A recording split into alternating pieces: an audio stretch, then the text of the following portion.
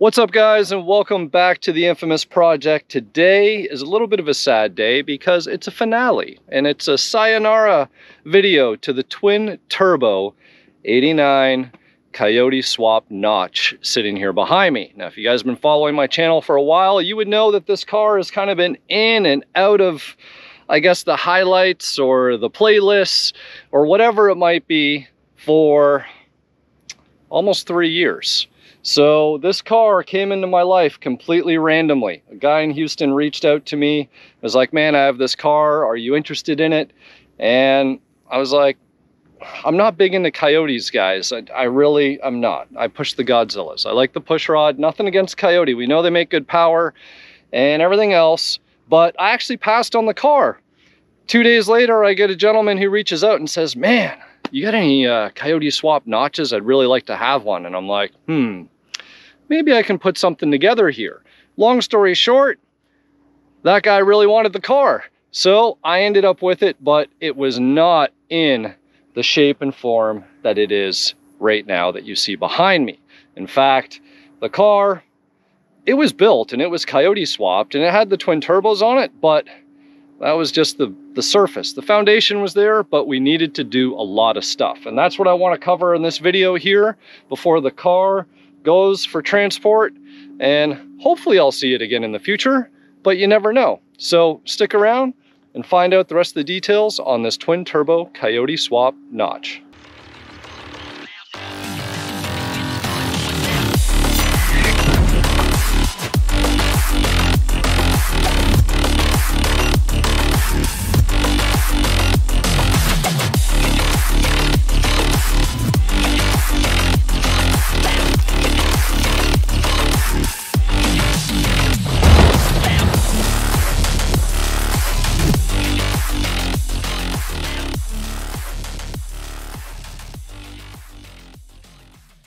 So first things first, this car actually has beautiful white paint. And this was the first car that Red Dog had ever sprayed for me once I got down here to Texas. And he did a really, really good job. So this was the car that he proved himself to me on, and that allowed us to carry out our relationship and do more paint work, more builds, and everything else. So the original paint was not the original paint. It was a single stage paint job that once, you got closer than 5 feet, right, you could really see, you could see sand scratches. The trim wasn't in very good shape and it had just been worn out. So the car got completely resprayed and we treated it like a color change. Although the car has always been white, prop plane flying over, making a whole bunch of noise. Man, that thing's just as annoying as the exhaust on this twin turbo Coyote because it's so loud. So anyways, let's get back to the car. The paint is beautiful, and even though the car was originally white, originally a 5.0 5-speed car from Utah, we treated it like a color change anyway. So inside the doors, the jams, all of that, all got sprayed. It's all nice and clean and consistent, and it's just those little details that makes things look really good. Now, first glance at the interior, and I've got videos on this. I redid the whole interior, re-dyed everything, got rid of the 50 shades of gray. We got the Todd Lane upgraded factory radio with Bluetooth. He wanted a stock shifter, stock cluster. So other than the Corbos, all right, that we do actually have the matching rear and the back, we got a black carpet, we got custom floor mats, and if you guys recognize the last name, well, you might know who the new owner of the car is. We got a suede headliner that I did, and of course all LED conversion in here. And we got our little turbo smart gauge in the one cup holder there, which that cup holder is useless anyways, because if you go to hit second, you're gonna hit your cup that's in that holder. So that works out pretty good. So you will notice that there's an airbag steering wheel. He wanted that look, which I completely get it. Sometimes you just want kind of that more modern, newer style look.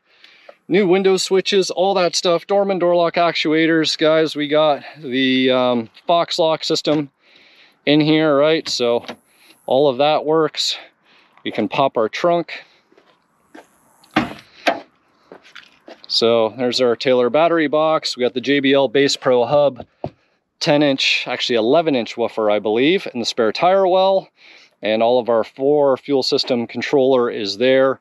Cobra style tank with the hat, and of course all the braided lines to the front. Oh, doors close real nice. Wonder who aligned those. So that's the exterior. So we got the whole exterior painted, right? Put it all back together. Smoked headlights, smoked tail lights. The car has a spool in the back with a built rear end, and it had a different coilover setup. We actually went back to coil springs. And even though this car is capable of making an insane amount of power, I did have it on a dyno on E85 originally, and it made 800 and change to the tires. And that was on, I forget, it was either 6 or 10 PSI, I believe. And he wanted to go back to pump gas, and he wanted the car to have a really nice stance. He wanted bigger wheels, and like, he just wants something that's completely impractical because, well, he does drive a lot of cars for a living. So we actually got rid of the coilovers in the back. We went back to coil spring. I did a drop shock in there. The car has quad shocks in it. It's got the Taurus rear calipers, and we're sitting on 19 by 10-inch ROH drift R's in the back. We got 19 by 9s in the front, and the Brembo ATS calipers up there. And we left the coilover setup that was in the front of the car, and the car rides really great. Believe it or not, this car didn't even have subframe connectors, despite the Coyote swap and the turbos. So it's got Stifler subframe connectors on the underside, and I painted the whole floor. This is one of those cars that I went through that tedious task of painting the whole underside of the floor. Everything on the underside of the car is really, really nice. It's clean, it's crisp, the exhaust is beautiful. It was done by Walker Pro Performance here in Austin. Same guys that are doing Justin's Atomic Fox, aka the Black Notch project. And that was a lot of work. It really was. The car had a little bit of corrosion, just a little bit of surface. Like, we're not talking holes and floor pans or anything, guys. We're just talking like that little bit of surface scale, and everything else. The differential didn't look that great, and we wanted all the parts to be painted and look the part so that they can last for a long time. Of course, I redid all the trim, got new quarter windows in here, but let's take a look underneath the hood. So, very rarely do you see a Coyote swap, especially with forced induction, underneath a stock hood, but we have it. And rarely do you see something that is turbocharged that doesn't have a hacked up front bumper cover. And in fact, there is a massive intercooler sitting behind that. And then guess what he told me? He said, Chris, I live in Miami.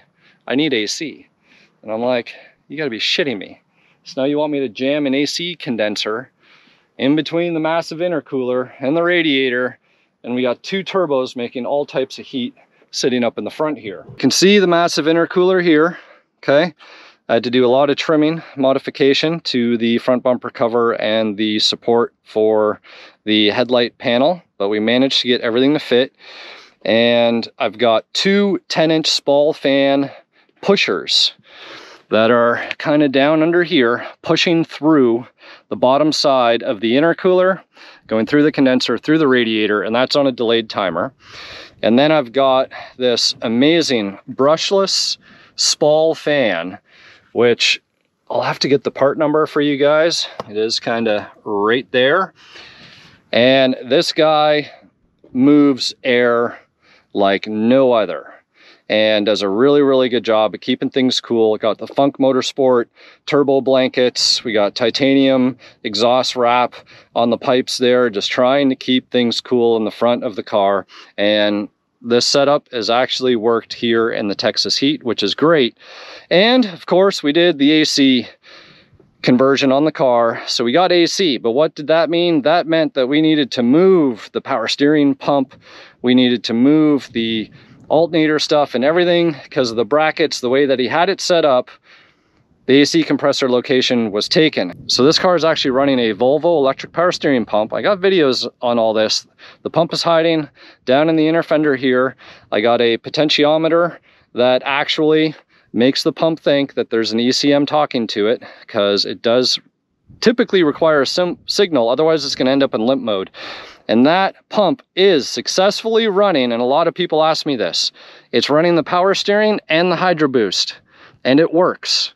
It's a little bit of a different feeling in the pedal, but it works and it's possible. So for any of you guys who are wondering, you know, can you do the Hydro Boost on the Volvo pump? Yes, you can, but guys, get the adapter, and you can get them off eBay, and then you wire that in, and then the pump is getting the right signal to be able to not be in limp mode, and you can actually adjust how much pressure that the pump is putting out.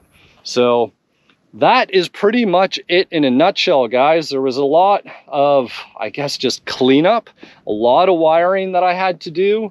There was, of course, the AC system, and with the Volvo pump and the cooling and everything else, because this car would not stay cool on the original setup, and it had some like eBay 1000 CFM fan on the backside here, and it was good for probably a pull, and then after that the temperature was just creeping up and creeping up.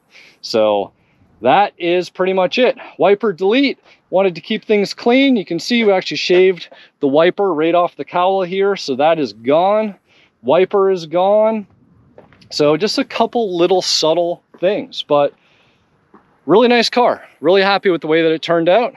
And you know, some things fought me a little harder than I would have liked, but it's always good when a project comes together. So let's start this thing up so you guys can hear it.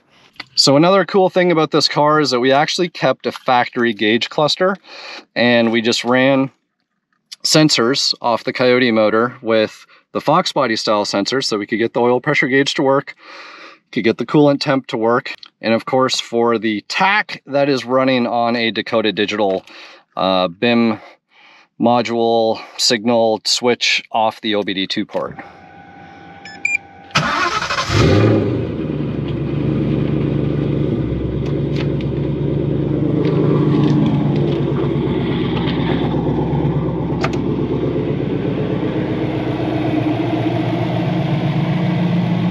So it's actually pretty quiet, idling away, considering there are no mufflers on this car.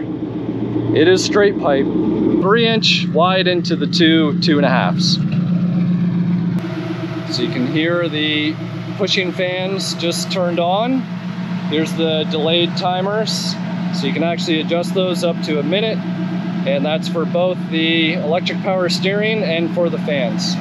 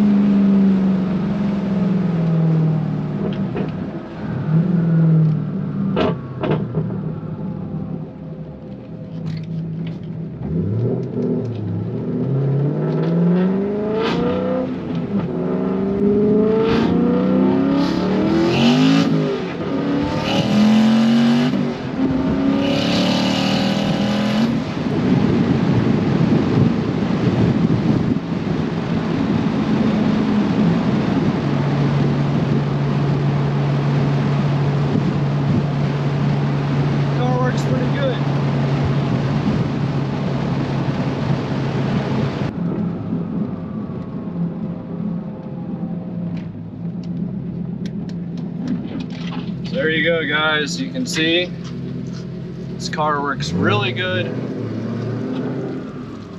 Drives completely like a stock car until you get on it. You see the Hydro Boost in the steering and everything works great.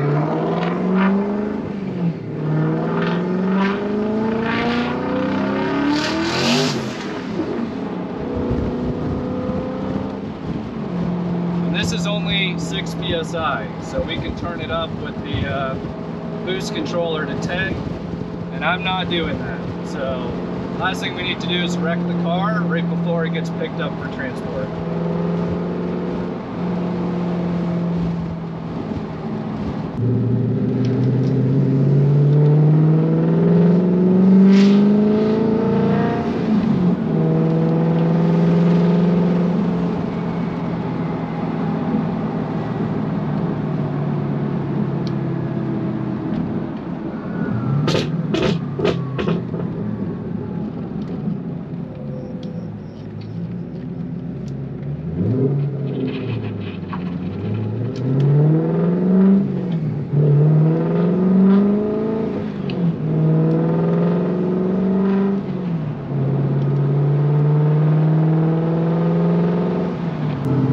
have it, guys. It's gonna do it for the twin turbo Coyote. And it's been a long journey, but something that I guess I can be proud of and happy to say that I successfully made everything work the way the customer wanted it to. So as I cruise on back to the shop here,